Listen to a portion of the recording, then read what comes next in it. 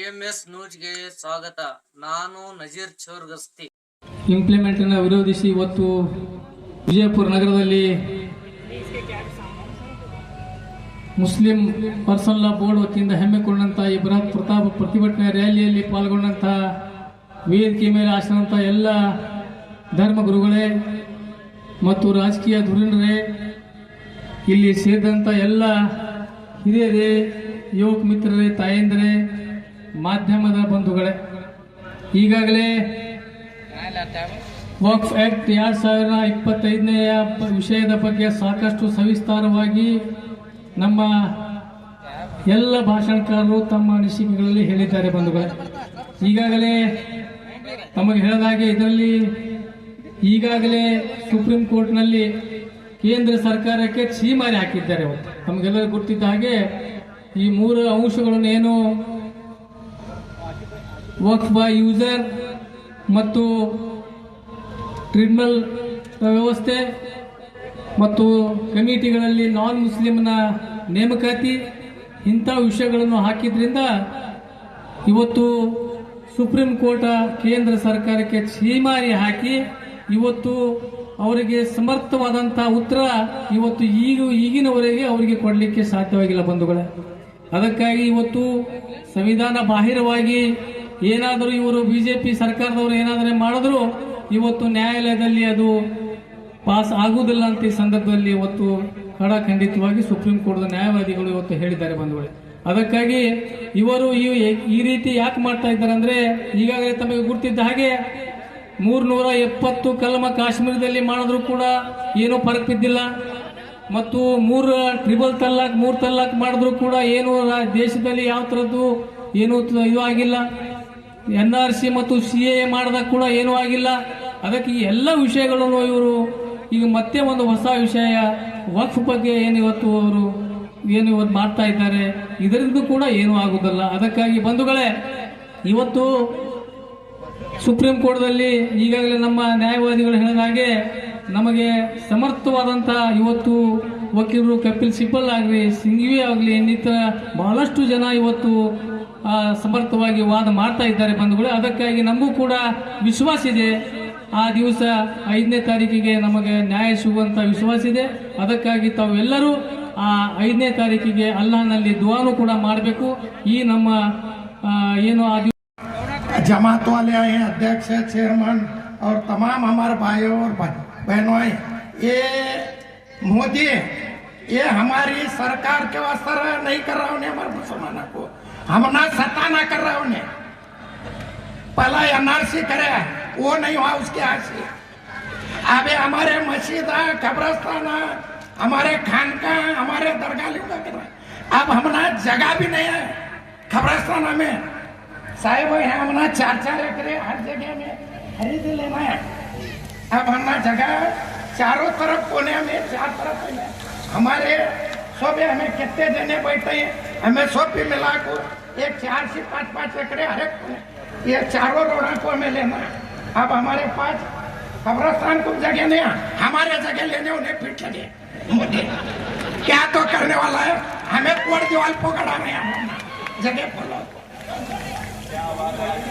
नहीं साहब. हमारे दरगाह मस्जिद उन्हें क्या करने वाला है, क्या हमारा क्या उन्हें हमें क्या करने वाले हैं. हमारा सुख से सोने का जगह पे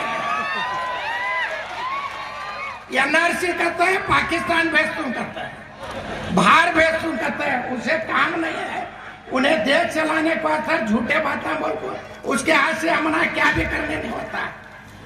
हमारे ना दरगाह जाते, ना मस्जिद जाते, ना खानका जाता, ना मदरसे जाते.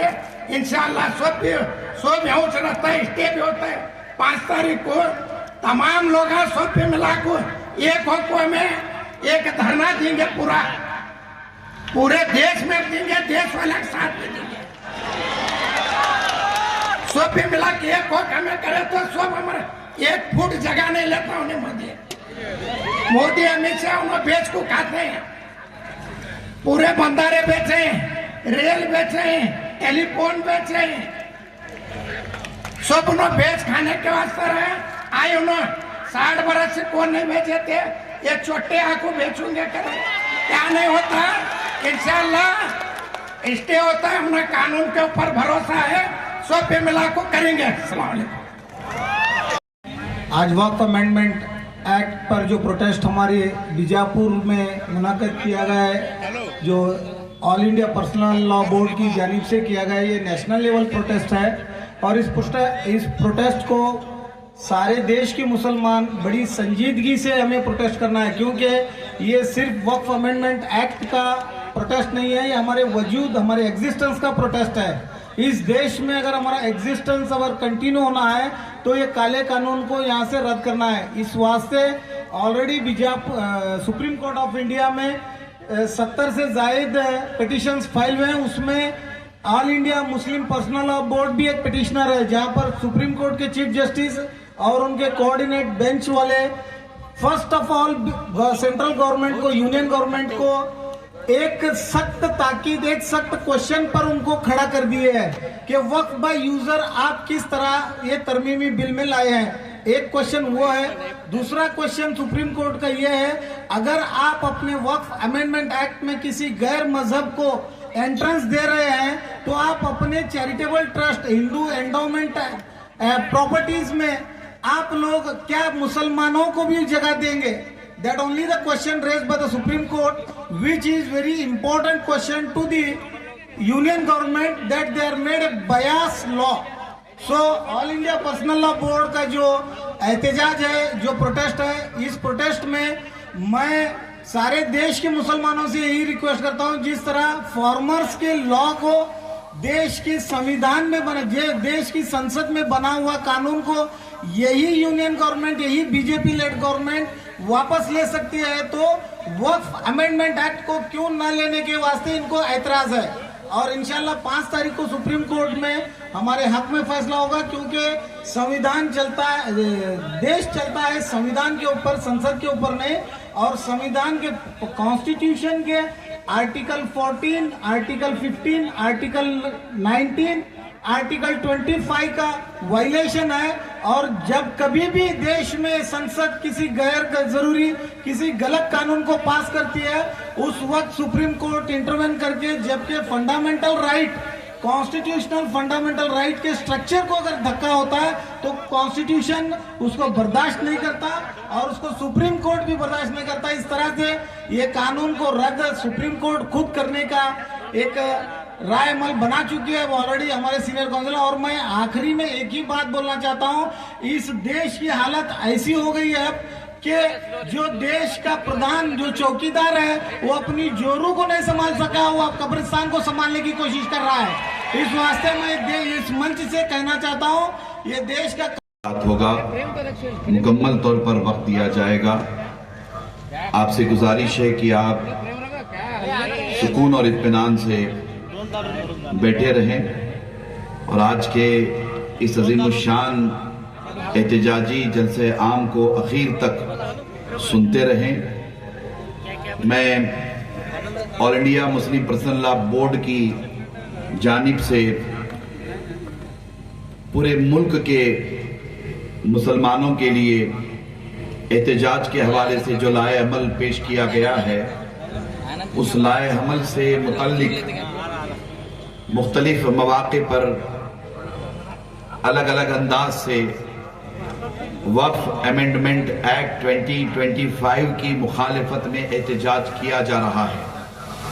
उनमें रैली भी निकाली गई, जलसे आम भी हो रहे हैं, मेमोरेंडम भी दिए जा रहे हैं। और गुज़श्ता 30 तारीख को बड़े पैमाने पर बत्ती गुल मुहिम चलाई गई। आपको पता है? जरा हिलाओ जी, मुंडी हिलाओ। पता है ना? आप सब जानते हैं रात में कितने बजे? 9 बजे से लेकर 9:15 बजे तक हम अपने अपने घरों की बत्तियां गुल यानी लाइट्स ऑफ करके हमने पुरअमन तरीके से एहतजाज किया, बहुत ही शानदार तरीके से एहतजाज किया। और अच्छी बात यह है कि मीडिया ने बड़ी ईमानदारी के साथ उसे दिखाया भी है, वरना अमूमन होता नहीं है ऐसे। बड़ी ईमानदारी के साथ दिखाया है, हम मीडिया का शुक्रिया अदा करते हैं। कश्मीर से लेकर कन्याकुमारी तक और गुजरात से लेकर आसाम और बंगाल तक हिंदुस्तान का मुसलमान इस काले कानून के खिलाफ सरापा एहतजाज बना हुआ है और वो हमने बत्ती गुल के जरिया एहतजाज करके दिखाया है।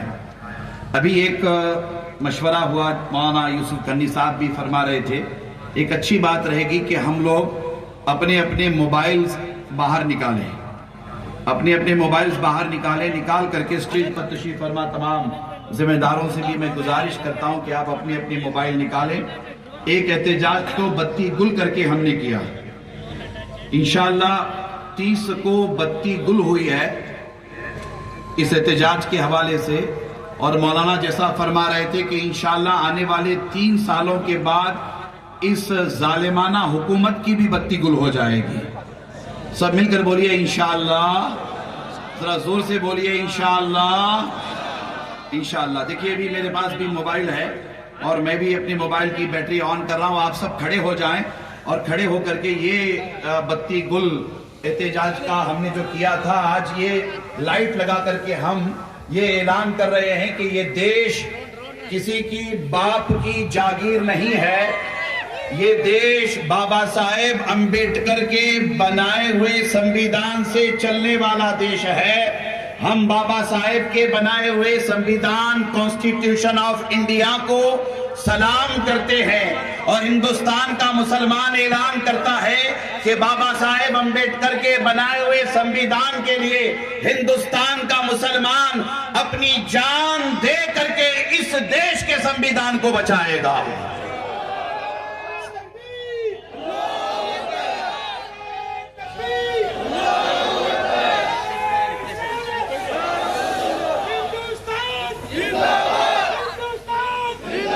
हज़रात गिरामी, ये हमारा पुरअमन एहतजाज है। मैं आपका शुक्रिया अदा करता हूँ। आप तशरीफ रखें, बैठे।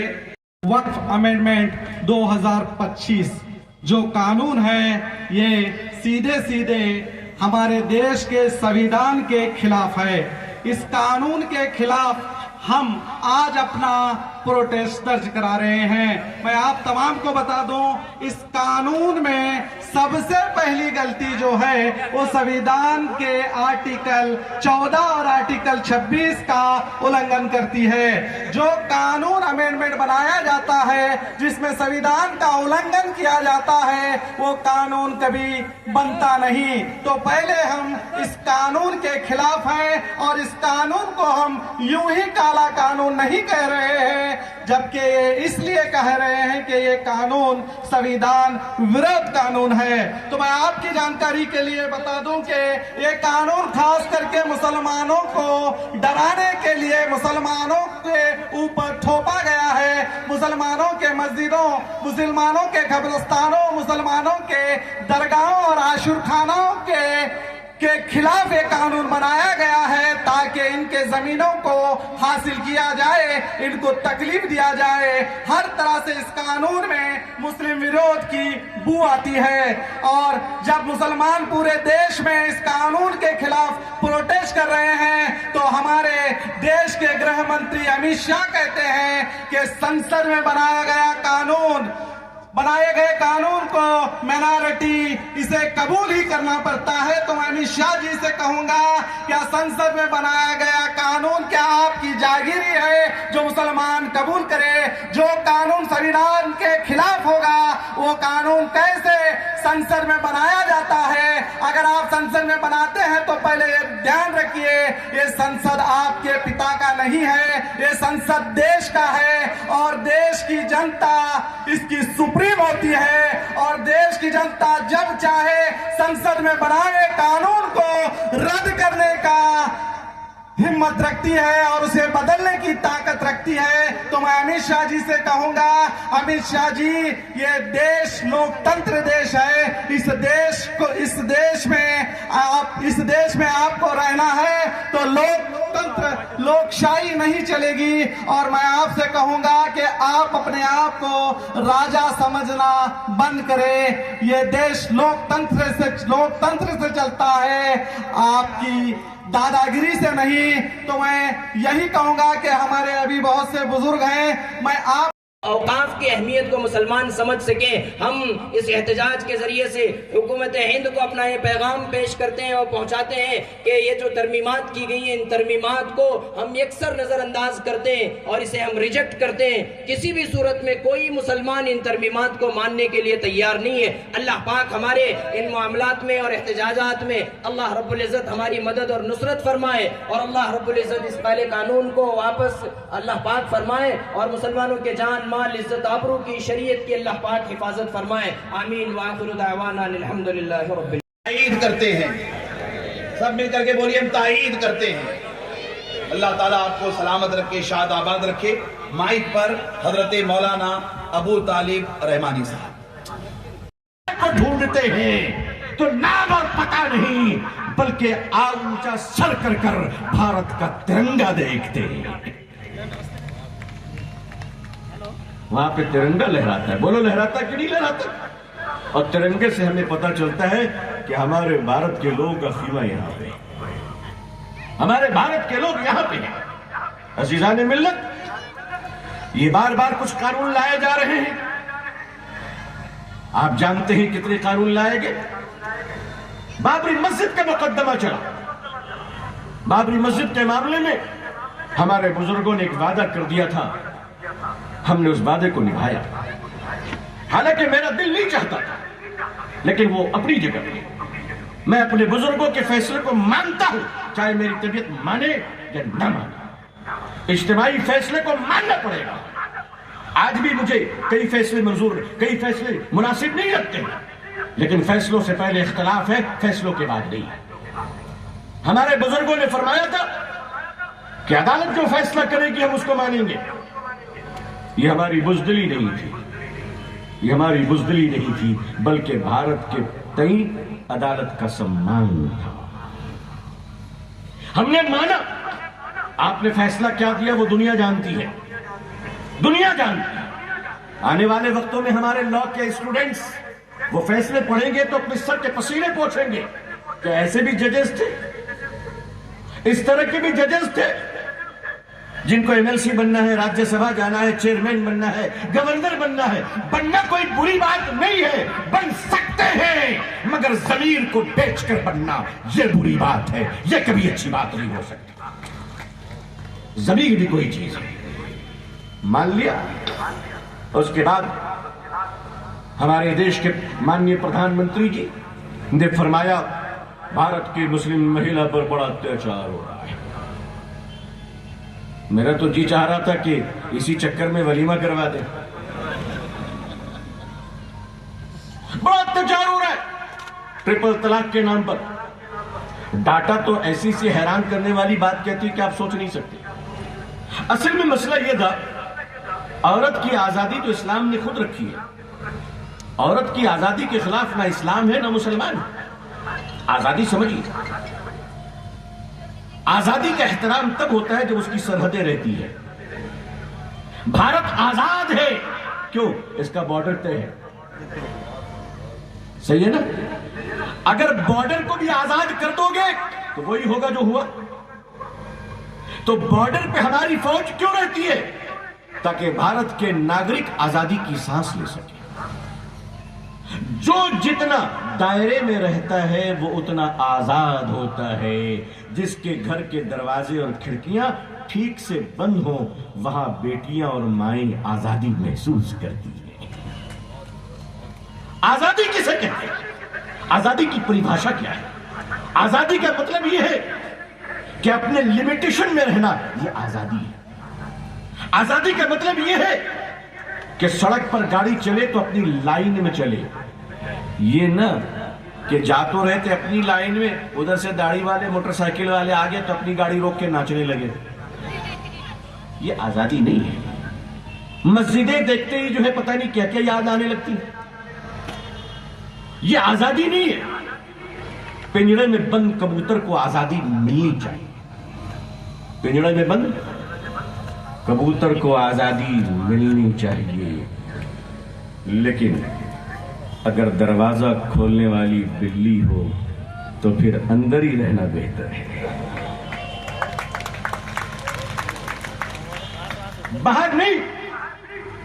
वो लोग आज नारियों की आजादी की बात करते हैं, वो लोग मुसलमान की बेटियों की आजादी की बात करते हैं, जिनके यहाँ दिन के उजाले में बलात्कार होता है और रात के अंधेरे में अंतिम संस्कार होता है।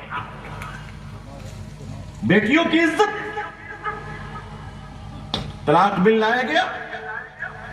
मैं शुक्रगुजार हूं कि हमारे बास फिक़ही मकतबे फिक्र के लोग जो इसमें इख्तलाफ के बावजूद उन्होंने उम्मत के साथ इत्तेहाद का मुजाहरा किया। आपको सलाम पेश है, सलाम पेश। फिक़ही इख्तलाफ है और रहेंगे, और सच बात यह है कि जहां दो दिमाग होते हैं वहां इख्तलाफ होता है। तमाम मसलक मुसलमानों के तमाम मसलक के मुबारक और मुक़द्दस इत्तेहाद जिंदाबाद जिंदाबाद। खुश रहिए। आखिर दावाना अल्हम्दुलिल्लाह। देवरी परगी से हमारे बशीर बेपारी आए हैं, हमारे जावेद मोमिन इंडी से आए हैं, और तालीकोट से हमारे काजी उल क़ुज़ात ये तशरीफ़ लाए। माशाल्लाह इनका सिलसिला क़ज़ात का काफ़ी ज़माने से चला है आबाई। हम आपका भी शुक्रिया अदा करते हैं।